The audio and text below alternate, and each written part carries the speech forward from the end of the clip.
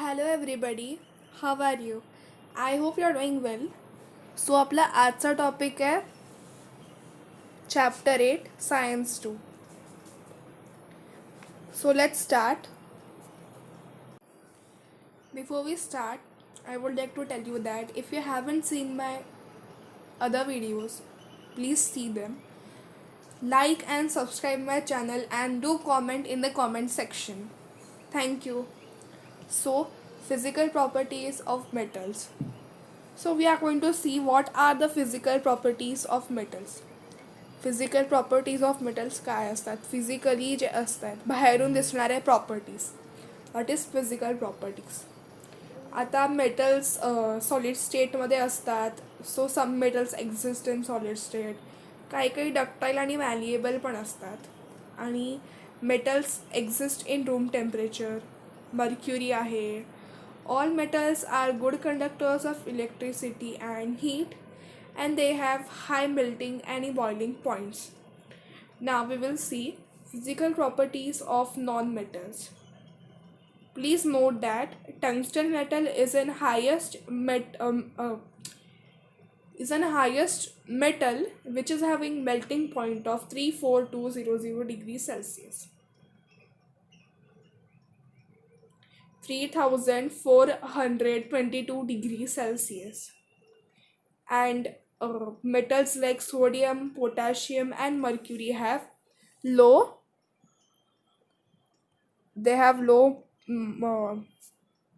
melting and boiling points, and there are few metals which are also sonorous, and this property is called as sonority. थोडक्यातच म्हणजे metals metals solid स्टेटमध्ये असतात, ते ductile आणि मॅलिएबल असतात आणि ते रूम टेम्परेचरमध्ये सुद्धा असतात. एक्सेप्ट म्हणजे एक्झाम्पल आहे तसं मर्क्युरी, हे एक पहिलं एक्झाम्पल आहे. मर्क्युरी आणि गॅलिलियम. आणि मेटल्सला लस्टरसुद्धा असतं. लस्टर जे असतं ते कधी कधी ॲटमॉस्फिअरमध्ये जेव्हा मॉइश्चर वाढतं आणि जेव्हा आपण एक्सपोज करतो त्यांना ऑक्सिजनमध्ये किंवा मॉइश्चरमध्ये किंवा जास्त रिॲक्टिव्ह गॅसेसमध्ये तेव्हा त्यांचं जे लस्टर असतं, जो मेटल्स चमकतात, तो कमी होत जातो. आणि मेटल्स हे हार्ड असतात. अल्कली मेटलचा जो ग्रुप 1 आहे त्याच्यामध्ये लिथियम, सोडियम आणि पोटॅशियम हे एक्सेप्शन्स आहेत. कोण एक्सेप्शन्स आहेत? ग्रुप 1मध्ये लिथियम, सोडियम आणि पोटॅशियम हे एक्सेप्शन्स आहेत. मेटल्सला आपण कट पण करू शकतो सुरीनी, कारण का ते सॉफ्ट पण असतात. आणि मुख्य म्हणजे मेटल्सला मेल्टिंग आणि बॉइलिंग पॉईंट त्यांचा खूप हाय असतो. एक्झाम्पल दिले बघा त्यांनी. Tungsten metal has the highest melting point of about 34200 degree Celsius. हे बघा,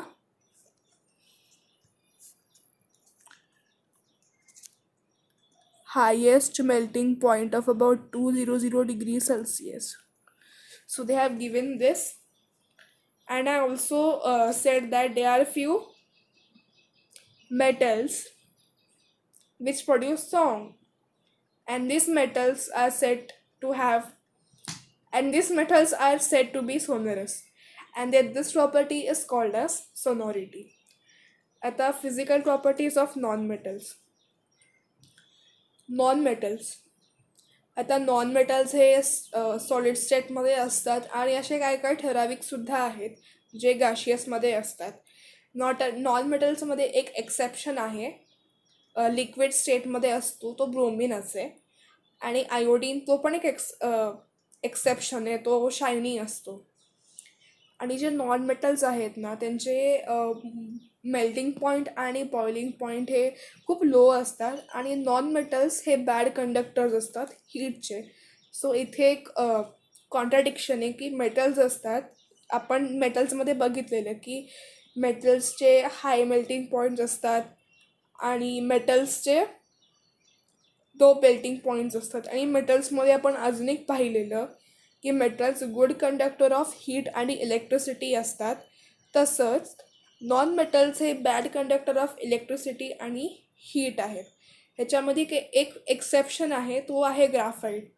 ग्राफाईट हा एक ॲलोट्रोप आहे कार्बनचा, आणि हाच एक एक्सेप्शन आहे की हा गुड कंडक्टर ऑफ इलेक्ट्रिसिटी आहे. हा खरं तर मेटल नाही आहे, पण हा नॉन मेटल आहे, तरी पण हा गुड कंडक्टर ऑफ इलेक्ट्रिसिटी आहे. ही खूप रेअर केस आहे. आता पुढे जाऊयात. I am so sorry.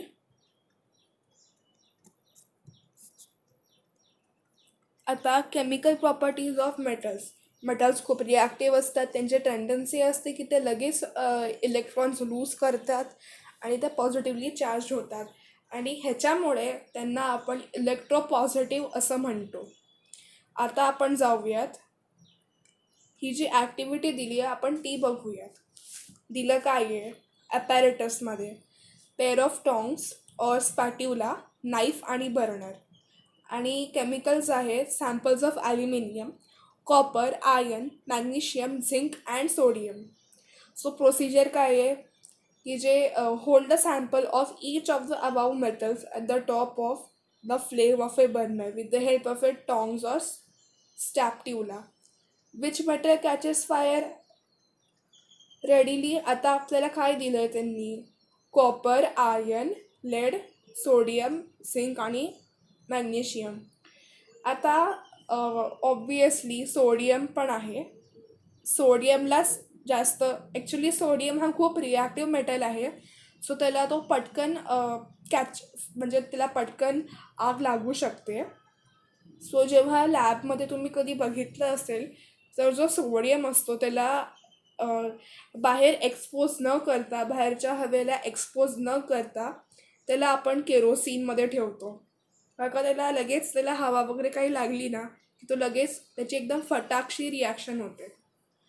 आणि how does the surface of metal appear on catching fire?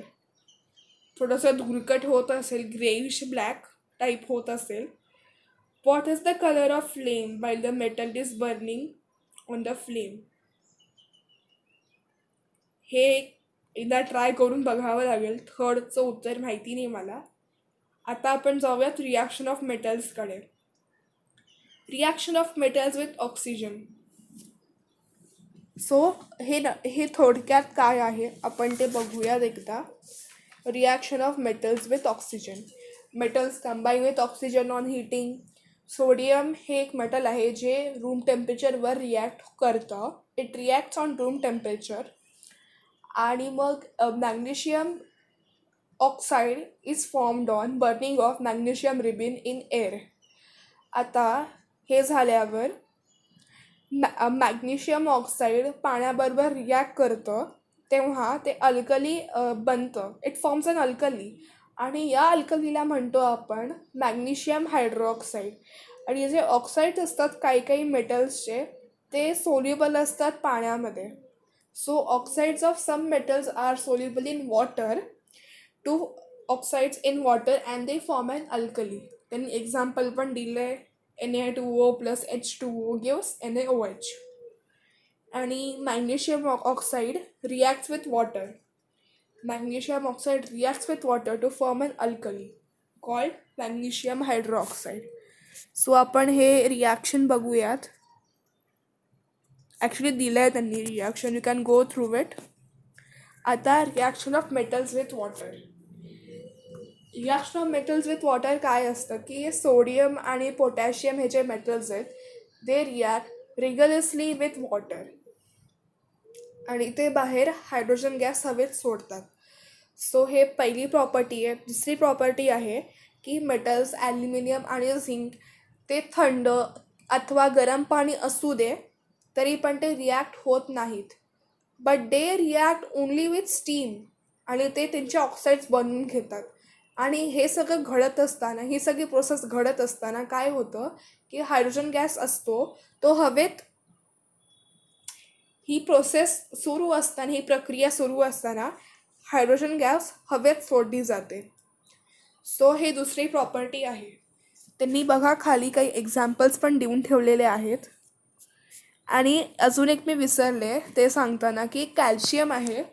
Calcium react होतं वॉटरबरोबर स्लोली आणि less vigorously as compare to sodium आणि पोटॅशियम. सो जेव्हा हे रिॲक्ट होत असतं, हायड्रोजन गॅस रिलीज होतं या सगळ्यातून, आणि या सगळ्यातून हायड्रोजन गॅस रिलीज होता, आणि मग हायड्रोजन गॅस रिलीज झालं ना की त्याच्यावरचे जे हायड्रोजन गॅस रिॲक्शन जेव्हा होत असतं तेव्हा त्याच्या सरफेसवर ते सगळे जे बबल्स असतात सॉर्ट ऑफ, ते सगळं वरती येतं आणि ते फ्लोट करतं, तरंगतो. आपण याचं बॅलेन्सिंग नंतर बघूयात. सो आता पुढे जाऊयात आपण reaction of metals with oxygen. आता reaction of metals with oxygen.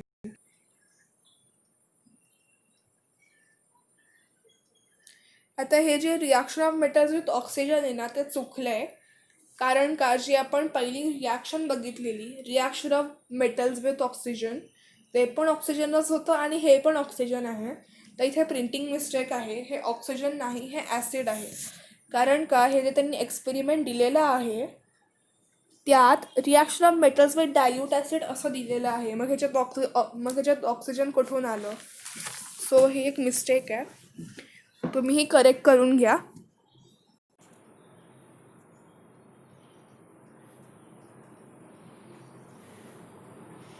हे ॲसिड आहे. Okay, acid. सो आता in the earlier chapter we have looked in the reaction of metals with acids. Are all metals equally reactive? The answer is no. When samples of aluminium, magnesium, iron or zinc are treated with dilute sulfuric acid or hydrochloric acid, sulfate or chloride salts of metals are formed. आणि मग hydrogen gas हवेत सोडली जाते reaction complete होत असताना. आणि त्यांचा sequence दिला आहे त्यांनी MG, AL, ZN आणि FE. म्हणजे मोठं ते वाढत चाललं आहे. ॲक्च्युली हे थोडंसं इनकम्प्लीट आहे तुमच्या इन्फॉर्मेशनसाठी. KNSCMG असं येते, MG आणि AL आणि सो ऑन. सो हे झालं.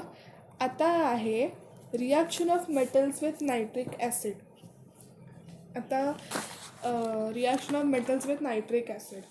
Nitrate salts of metals form होतात रिॲक्शनमध्ये with nitric acid in accordance with concentration of nitric acid.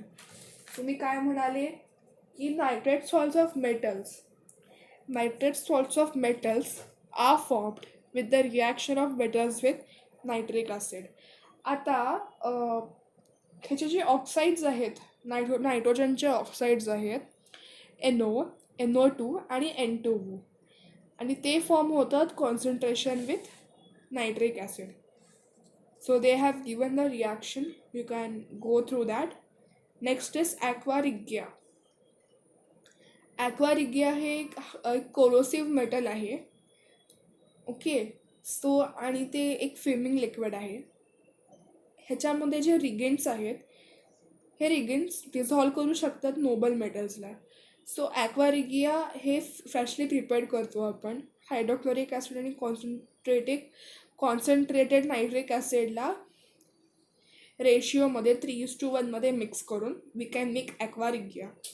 Okay, so how is aqua regia form?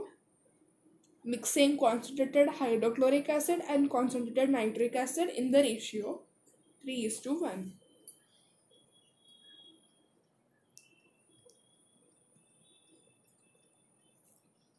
So students, we will go further.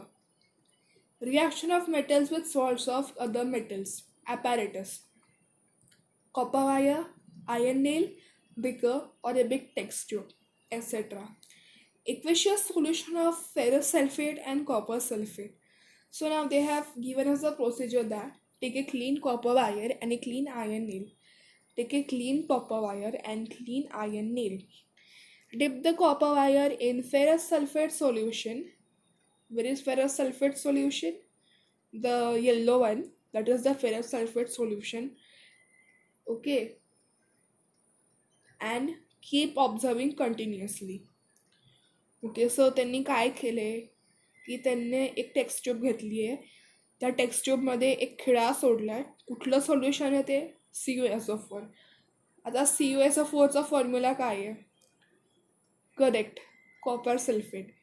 तर त्यांनी त्यांनी ते copper solution आहे blue कलरचं, त्याच्यात त्यांनी खिळा टाकला आहे आणि एक दोरी सोडली आहे, थ्रेड सोडली आहे आणि वरून त्याला बंद केलं आहे एक झाकण लावून. आणि जे दुसरं टेस्ट ट्यूब आहे त्याच्यामध्ये FeSO4 आहे. ते काय आहे? Copper sulphate, not sorry ferrous sulphate. Correct, ferrous sulphate. त्या फेरस सल्फेटमध्ये एक पातळशी कॉपर वायर घेतली आहे आणि त्याला तेच केलं आहे. फक्त याच्यामध्ये त्यांनी दोराने बांधला आहे, नाही दोरा बांधला आहे त्यांनी आणि टेस्ट ट्यूबला वरून झाकण लावलं आहे. सो त्यांनी काय विचारले की हे होत असताना तुम्हाला काय वाटतं? आता माझ्या मते पहिला प्रश्न बघा, in which test tube a reaction has taken place? Iron tube बरोबर. The reaction has taken place in which iron nail is dipped. ठीक आहे, ह्याच्यामध्ये आयन नेलला डिप केलं आहे त्यांनी आणि जे त्यांनी दिलं आहे त्याच्यामध्ये एक हात आहे बघा, त्या हातामध्ये एक आयन नेल पकडलं आहे. Copper coating is formed on the ion nail. Okay, so copper coating is formed on the ion nail. I think हे डिस्प्लेसमेंट रिॲक्शन होतं आहे. डिस्प्लेसमेंट रिॲक्शन का होतं आहे? बिकॉज कॉपर आहे, ते कॉपर सोल्युशन होतं ना आणि ion. So ion is more reactive as compared to water. Okay, this is the observation. हे मला तरी वाटतं असं. पुढे आहे, how did you recognize that a reaction has taken place? जेव्हा आपण त्याला जे ब्लू ग्रीन कलर आहे तर सॉरी जे ब्लू कलरचं जे सोल्युशन आहे त्याच्यामध्ये जेव्हा आपण त्याला डिप करतो तेव्हा त्याचा जो निळा रंग आहे तो फेड होतो. ओके, तो फेड होत जातो. जसं आयन नेलवरती थोडंसं रस्ट गोळा होतं त्या तसं. What is the type of reaction? What is the type of reaction? So yes, I was right. This is a displacement reaction. आता पुढे बघूयात reactivity series of metals. Reactive series of metals. So हे reactivity series of metals आहे. ह्याच्यामध्ये की जेव्हा displacement reaction होतं, I am so sorry, मी ना तुम्हाला हे जे रिॲक्टिव्हिटी सिरीज ऑफ मेटल्स आहे ना ह्याचा मी तुम्हाला सारांश सांगते की काय काय मेटल्स हे आहेत रिॲक्टिव्हिटी सिरीज ऑफ मेटल्समध्ये. प्रत्येक मेटलची रिॲक्टिव्हिटी सारखी असलीच पाहिजे असं काही नाही आहे. आणि काही काही असे जे रिगन्स आहेत जसं की ऑक्सिजन, वॉटर, ॲसिड्स, हे कधी कधी युजफुल ठरत नाहीत की तो मेटल किती रिॲक्टिव्ह आहे. Okay, are not useful to determine the relative reactivities of all metals as all metals do not react with them. So काय काय मेटल्स पाण्याबरोबर रिॲक्ट नाही होत. जसं आपण बघितलेलं reaction of metals with water, इथे आपण पाहिलेलं की आयर्न जो मेटल आहे तो रिॲक्ट होतो स्टीम बरोबर, थंड किंवा गरम पाण्याबरोबर तो रिॲक्ट होत नाही. सो अशा वेळी आपण डिस्प्लेसमेंट रिॲक्शन करतो. आता डिस्प्लेसमेंट रिॲक्शनमध्ये काय होतं की डिस्प्लेसमेंट रिॲक्शनमध्ये आपण घेतो सॉल्ट्स घेतो वेगळ्या वेगळ्या सोल्युशनचे. आता जर मेटल ए डिस्प्लेस करतं मेटल बीला from the salt solution of its salt, then it means that metal A is more reactive than metal D. तर मेटल एने जर मेटल बीला डिस्प्लेस केलं तर ह्याचा अर्थ होतो की मेटल ए हा जास्त प्रमाणात रिॲक्टिव्ह आहे मेटल बीच्या कम्पेअर्ड. आता एक रिॲक्शन दिली आहे त्यांनी,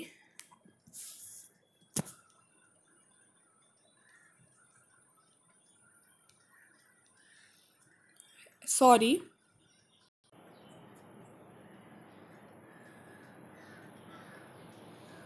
आता ही जी रिॲक्शन आहे ती तुम्ही बघा ह्याच्यात. ही मी एक रिॲक्शन अंडरलाईन करून ठेवली आहे तुमच्यासाठी. त्याच्यात बघा, metal A plus salt solution of metal B. जेव्हा हे होतं तेव्हा त्याच्यामध्ये metal A plus salt solution of metal B. जेव्हा मेटल ए डिस्प्लेस करतं metal A plus salt solution of metal B, we get salt solution of metal A आणि एक नुसतं मेटल मिळतं. सो ही झाली ती रिॲक्शन. आता in the previous activity, iron has displaced copper from copper sulfate solution. It means that metallic iron is more reactive than metallic copper. हे मी तुम्हाला सांगितलेलं. आता हा चार्ट बघा आणि या चार्टमध्ये काय आहे ह्याचा मी तुम्हाला सारांश सांगते.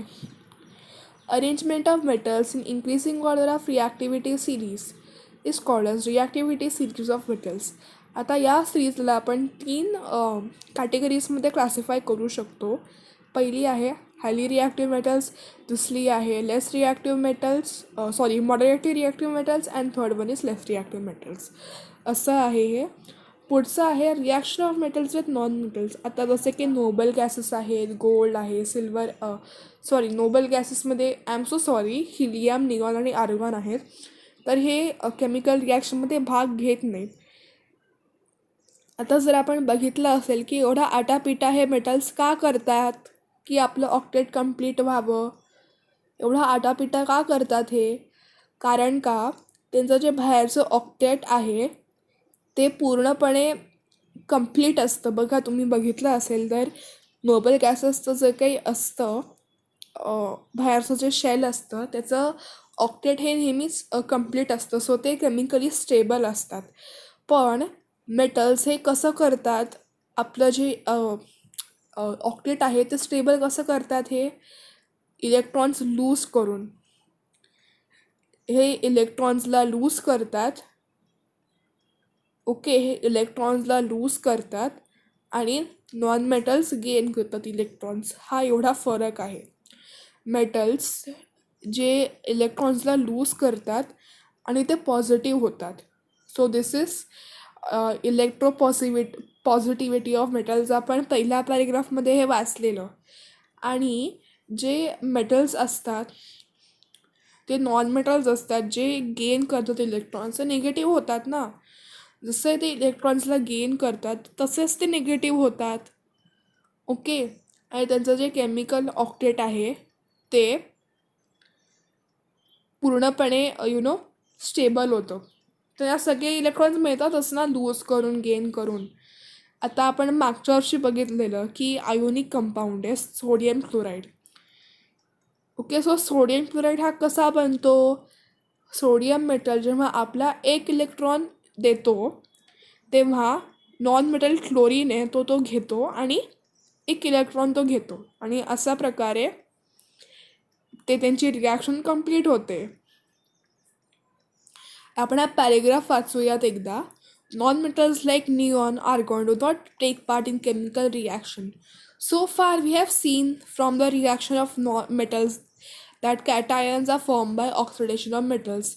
We look into the electronic configuration of some metals and non-metals.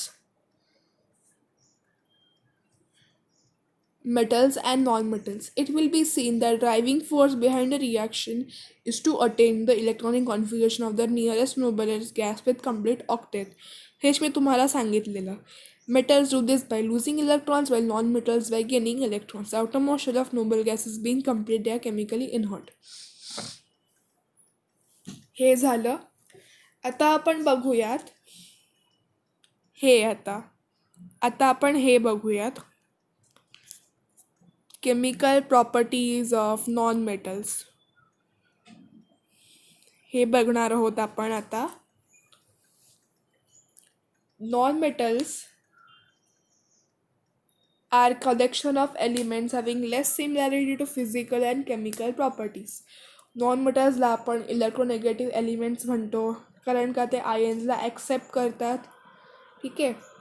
आता reaction of non metals with oxygen. आता नॉन मेटल्सचे जे आहेत ते कंबाईन करतात ऑक्सिजन बरोबर आणि ते ॲसिटिक ऑक्साईड्स बनवतात. आणि काही काही केसेसमध्ये रेअर केसेस असतात जिथे न्यूट्रल ऑक्साईड्स बनतात. हे झालं आपलं पहिलं. आता आपण जाऊयात खाली. Reaction of non metals with water. Reaction of non metals with water. हे नॉन मेटल्स असतात ते पाण्याबरोबर रिॲक्ट नाही करत. एक्सेप्शन आहे हॅलोजन. त्यांनी रिॲक्शन दिली आहे. Chlorine on dissolving in water gives the following reaction. दुसरं आहे reaction of dilute acid with non metals. Non metals हे डायल्यूट ॲसिड बरोबर रिॲक्ट नाही करत. हॅलोजन्स एक्सेप्शन आहेत. आता क्लोरीन हे डायल्यूट हायड्रोरोमिक ॲसिड बरोबर रिॲक्ट करतं. त्याची रिॲक्शन बघा तुम्ही. Cl2 + HBr gives HCl + Br2. Okay. आणि reaction of non metals with hydrogen. Non-metals react with hydrogen under certain conditions such as proper temperature, pressure आणि यूज ऑफ कॅटलिस्ट. आता हा जो आयोनिक कंपाऊंडचा जो कॉन्सेप्ट आहे ना तो मी सोडते. थोडासा तो हार्ड आहे, तुम्हाला कळण्यात वेळ जाईल. मी हे घेते, विल्फली टेबल घेते. मी इथून सुरुवात करते. ओके. मी इथून सुरुवात करते.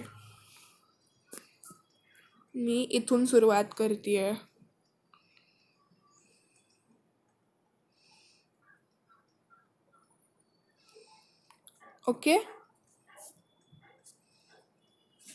आता मेटलॉलॉजी. Science and technology regarding extraction of metals and their purification from their ores is called metallurgy. आता आपण जाऊयात occurrence of metals. So metals काय आहेत? मेटल्स हे कंपाऊंड्स आहेत जे नेचरमध्ये इम्प्युरिटीज बरोबर गोळा होतात. त्यांना आपण मिनरल्स म्हणतो. Most minerals being reactive do not occur in nature in free state but few are found in combined states such as salts, oxides, carbonates, sulfides, nitrates. However, the most unreactive metals are not affected by air. आता gold आहे. आता तुम्ही कधी बघितलं आहे का की गोल्डवरती rust तयार झाली आहे किंवा ते तो काळा पडला आहे? असं नाही होत. कारण का गोल्ड हे एक त्याचं जे आय थिंक जे काही त्याचं इलेक्ट्रॉनिक कॉन्फिगरेशन आहे ते अतिशय स्टेबल असतं. त्याच्यामुळे तो कधी हे होत नाही, रिॲक्ट होत नाही. तो तर साध्या हवेशी पण रिॲक्ट होत नाही गोल्ड. सो तो एक अनरिॲक्टिव्ह मेटल आहे. Are not affected by air, water and other natural compounds like silver, gold, platinum आणि ते फ्री स्टेटमध्ये असतात.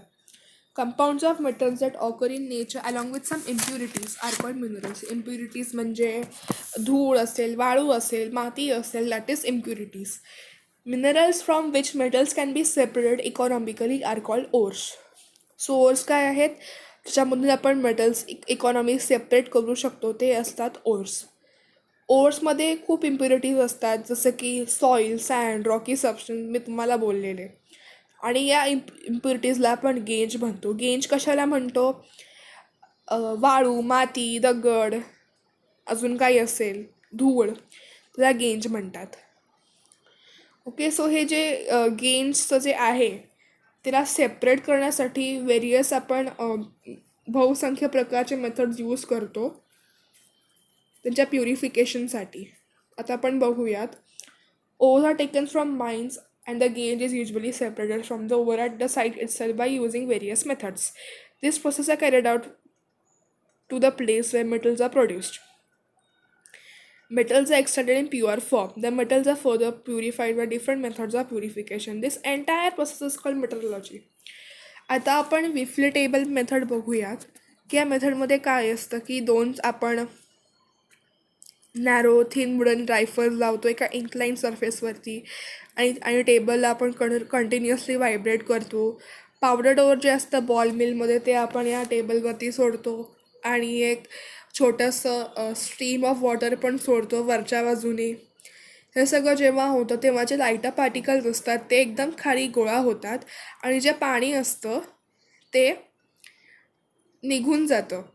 जे पाणी आपण जे टाकलेलं होतं ऑलरेडी त्याच्यामधून जे काही गेंज पार्टिकल्स, माती असेल, वाळू असेल, जे काही असतं ते सगळं निघून जातं त्या पाण्याच्या फ्लोबरोबरच. आणि जे पार्टिकल्स असतात जे खूप जड असतात ते खाली गोळा होतात आणि त्यांच्यामध्ये प्रपोर्शन ऑफ मिनरल्स हे जास्त असतं आणि गेंज पार्टिकल्स कमी प्रमाणात असतात. आणि हे सगळं जेव्हा होतं तेव्हा ते स्लिट्सच्या मध्ये कलेक्ट होतात. ओके, सो ही झाली आपली फिफ्थली टेबल. ही सेपरेशन बेस्ड आहे ग्रॅव्हिटेशनवरती. पुढचं पाहूयात हेडॉनिक सेपरेशन मेथड. ही जी मेथड आहे ती बेस्ड आहे की एक भांडं असतं, त्या भांड्याला खालच्या बाजूने एक वॉटर इनलेट असतं, तो टँकसारखा असतो, वरच्या बाजूला एक वॉटर आउटलेट असतो आणि आपण पाण्याचं एक फवारा सोडतो खालच्या बाजूनी, एक जेट ऑफ वॉटर आपण इंट्रोड्यूस करतो आणि वरून आपण एक पावडर टाकतो. जे काही गेंज पार्टिकल असतात ते बाहेरच्या इनलेटनी बाहेर जातात आणि आणि ते सेपरेटली कलेक्ट होतात. आणि त्याच वेळी जे बॉटमच्या साईडमधून जे काही आपण टँकमध्ये असतं, जे काही चांगले जे मिनरल्स असतील किंवा ओर्स असतील ते खालच्या बाजूला कलेक्ट होतात. Okay, lower side of the tank. ह्याचाच अर्थ असा होतो की ही जी मेथड आहे त्याला लॉ ऑफ ग्रॅव्हिटेशननी होतं, जिथे particles of the same size separate होतात त्यांच्या वेटनी with the help of water. So आता हे झालं आपलं. सो आजसाठी एवढंच. So thank you so much. Keep watching and stay tuned. Bye bye.